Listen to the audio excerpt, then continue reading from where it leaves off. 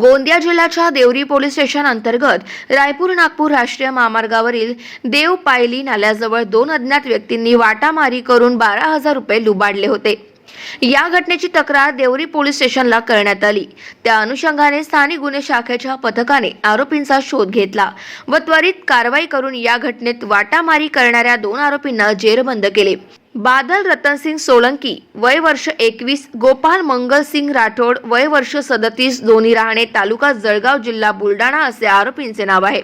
सविस्तर वृत्त असे की फिर्यादी सूरज जगू यादव वय वर्ष 30 राहणे तुबडीबाड तालुका डोंगरगाव जिल्हा राजनांदगाव हे गावी जाण्यासाठी निघाले असता 4 चाकी वाहनाला लिफ्ट मागून त्यात बसले।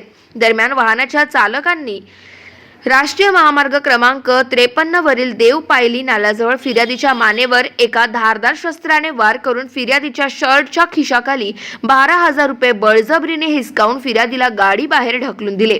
दरम्यान तक्रारीवरून पोलिसांनी गुन्हा नोंद करून शोध कार्याला सुरुवात केली। त्यातच गोपनीय माहितीवरून टोलनाक्यावरील गुन्हा वापरलेले संशयित वाहन आणि आरोपीचा शोध घेतला। दोन्ही आरोपींना गुन्ह्याच्या अनुषंगाने सखोल विचारपूस चौकशी केली असता आरोपींनी गुन्हा केल्याची कबुली दिली। आरोपींकडून वापरलेले वाहन जप्त करण्यात आले तसेच लुबाडलेली रक्कम, शस्त्र याबाबत पोलीस तपास करीत आहेत। ही कारवाई देवरीचे उपविभागीय पोलीस अधिकारी विवेक पाटील, स्थानिक गुन्हे शाखेचे पोलीस निरीक्षक दिनेश लबडे यांच्या मार्गदर्शनाखाली सहाय्यक पोलीस निरीक्षक धीरज राजूरकर आणि त्यांच्या चमूने केली आहे।